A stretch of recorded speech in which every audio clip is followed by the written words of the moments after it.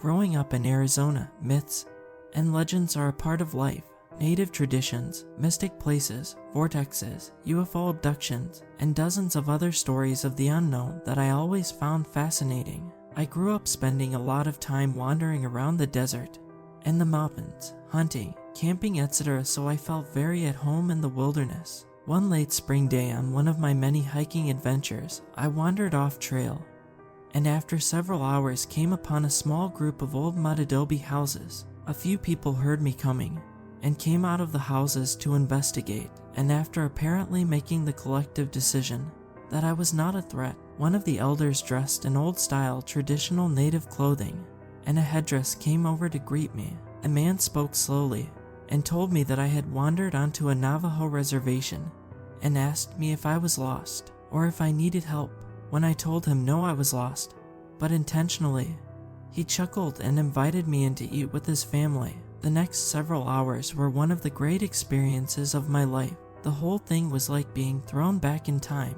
While we ate and talked, others from the surrounding houses began coming over to join us, and I got the feeling they didn't get many outside visitors. We shared stories for hours about life, family, their history in the area, and time spent in the wild. And the longer we talked, the more they opened up and the more interesting the elders' stories got. Throughout the time, there was one man who never spoke. He just sat out of the circle listening and watching me. At one point, I told them I did what I called my walkabouts every year around September, where I would go out by myself into the wilderness for 2 to 4 weeks at a time, and this got the attention of the one silent old man. When I finished, he came over to the circle around the fire, sat directly on the ground in front of me, and asked me to join him on the ground. He told me that years ago he used to do the same thing, and went on to tell me about the canyon he went to. He described it as a dangerous but magic place, and that I would see the world differently if I came back. If must be for dramatic effect. When he finished, he invited me over to his home. The house was small, and through an open door in the back room, I could see it was filled with various animal pelts, coyotes, and wolves mostly. He walked over and closed that door, then picked up and handed me an old map and some written directions that seemed like he had been holding on to them for a long time, and just walked away into that back room and closed the door behind him. It was late, and one of the families had invited me to stay the night, which I gladly did. The next morning, as I prepared to leave, one of the old women came over to me with something in her hands, handed me a talisman, and simply said, "Dip your bullets in the white ash at the hottest part of the fire," then just walked away. September came, and as I packed for my walkabout, I saw the talisman in a drawer, and something felt right about taking it with me. After a beautiful drive, I was very happy to find the Forest Service road marked on the old map.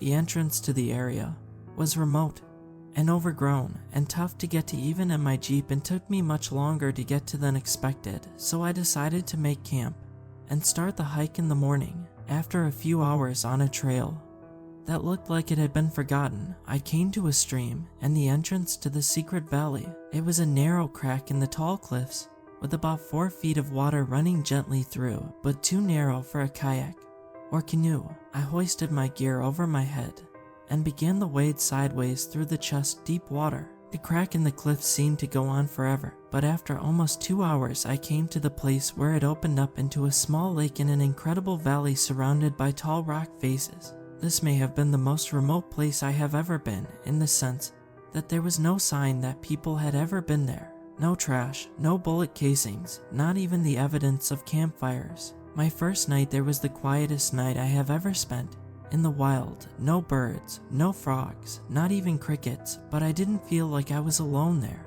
In the morning, after breakfast, I headed out on my first exploratory hike to explore my new home for the next couple weeks. After being stalked by a mountain lion on a hike about 10 years ago, I make a point of now bringing a pistol with me when I'm out wilderness hiking. After some looking around, I found a narrow path that appeared to be a game trail that led up the side of one of the cliffs and towards what looked like caves from the canyon floor. I made my way up to them and came upon an entrance that was much larger than it appeared from below. I made some noise to alert any possible animals. I was there and made my way inside. The cave was an expansive single chamber that went back a couple 100 feet. As I walked, I inspected as much as I could see with my light, but there was no tracks of any kind in the dirt besides mine, so I decided I was alone in there, and pushed on towards the rear of the cave. As I came around the last bend in the cave and approached the end, my headlamp panned across a large pile of bones. Some animal, some human, and a very old-looking, small candle sitting on a natural stone shelf. This is the first thing that has scared me in as long as I can remember, but focusing my wits I remembered that there was no other tracks in the cave, and figured it was all from a long time ago. I was still a little uneasy as I exited the cave and was ready to get back to camp. As I came out into the light, about 75 feet away, there was the largest wolf I have ever seen that looked like it was coming down from standing on its hind legs. It dropped down to all fours on a rock and just began staring at me, not growling or baring its teeth, just staring. I pulled my .45 and fired 2 shots to the side of it to scare it away, but it didn't even flinch. Not only have I never seen a wolf in this part of northern Arizona, but I have never seen a wild animal that did not at least flinch at the sound of a gunshot. We both stood there staring at each other for a moment. I turned and set my backpack down to grab my binoculars and get a little closer look, but when I turned back, the wolf was gone. I made my way cautiously down the path back towards camp. I have encountered wolves before, and usually it's not the one wolf you can see that should worry you, it's the ones you can't see, so I was extra cautious for the return trip. Back at camp, I made sure my gun was fully loaded and got my recurve bow strung just in case the wolves came back. I have seen plenty of predatory animals on my adventures. It's a part of being in the wilderness, so I wasn't too worried, just prepared myself the best I could and went over to the lake to go fishing. Within about 20 minutes, I caught 2 of the biggest brown trout I've ever caught, so I decided to stop fishing for the day and take a swim. Back at camp, I made a fire, cleaned my trout, and made dinner while the sun went down. As soon as the sun went down, all of the life in the canyon seemed to go silent again. As I put out my fire and prepared for bed, I noticed there was a small flicker of light coming from the area where the cave I had explored earlier up the cliffside, which didn't make sense. It was a moonless night, and stars don't reflect that way. It couldn't have been the candle I had seen. It was too old and would not have burned so bright. I decided to keep my gun close and try to get some sleep.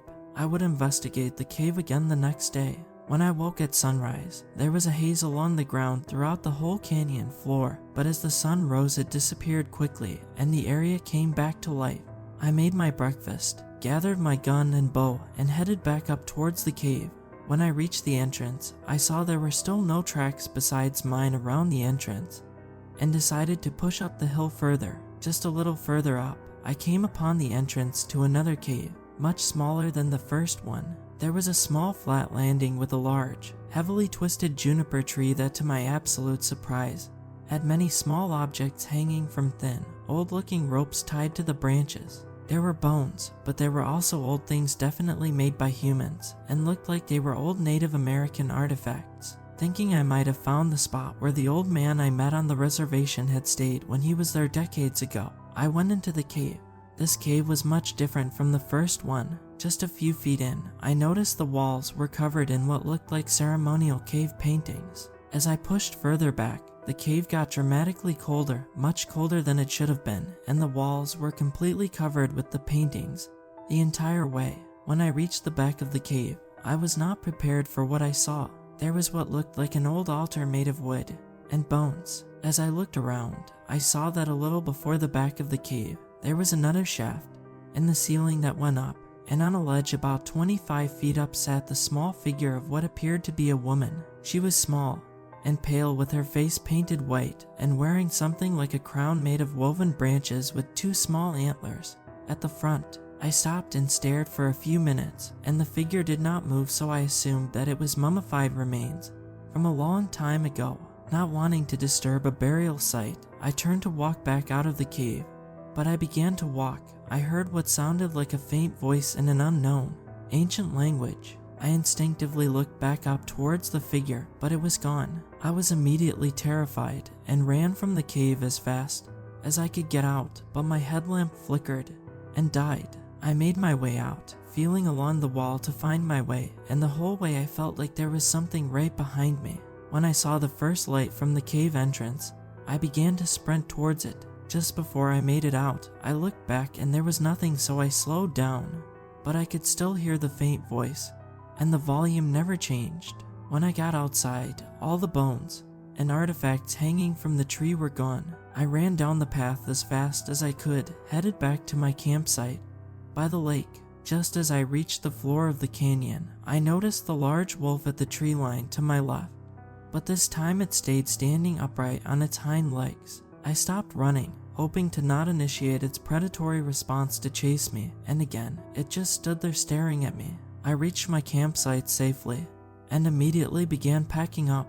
It was too late in the day to make it out before dark, and I did not want to make the hike out at night with all that was going on. I moved my tent so it would back up to the canyon wall by the crack in the cliffside so I didn't have to worry about anything sneaking up behind me. I built my fire much larger and knew I wasn't going to get any sleep that night. Just as the sun was going down, I began to hear noises coming from the trees, and I felt like I was being hunted. Finally, in the last light of day, I saw the wolf slowly walking around by where the path led out of the trees, and it began to slowly walk towards me. This time I drew my gun and fired towards the creature, intending to hit it, and while I saw a couple hit the dirt around it, several bullets hit it. Several rounds from a .45 will at least slow down anything I've ever encountered, but this giant wolf kept walking towards me like nothing had happened. I continued to fire at it until the inevitable click of an empty magazine.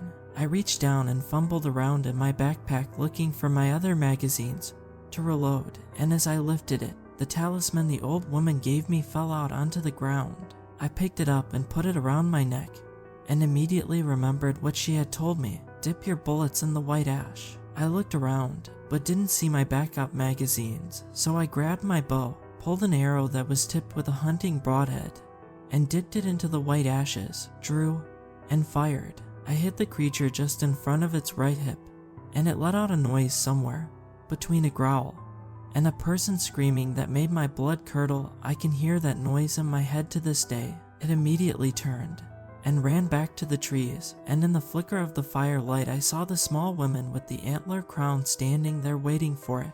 They both retreated into the trees, and for the rest of the night I could hear the same faint voice I had heard in the cave. I spent the night outside of my tent, as awake as I have ever been, but no longer afraid, and at dawn finished packing up so I could get out of that canyon. The next spring, I went back to the small group of houses on the Navajo reservation I had found the year before. I was wearing the talisman as a necklace, and the first person to greet me was the woman who had given it to me, and she ran up to give me a big hug. "You heard me," was all she said. I asked the group about the man who had given me the map, as I was almost desperate to talk to him about the experience I had so I could compare it to his own. They told me that he had disappeared shortly after I had visited them the first time and had not been back. Strangely, when I tried to tell them what had happened to me, no one would let me tell the story, and the oldest man there who sat in the corner kept mumbling the words "Ye Nald Lucia." We all once again sat and shared other stories of life and a meal. Before I left the next morning, I found the old woman who had given me the talisman and offered it back to her. She smiled and told me I had a good heart, then just closed my hands around it, telling me to keep it to watch over my next walkabout.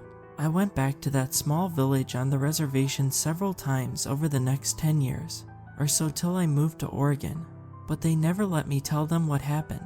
I never went back to the canyon, and while curiosity sometimes gets the best of me, I don't think I ever will.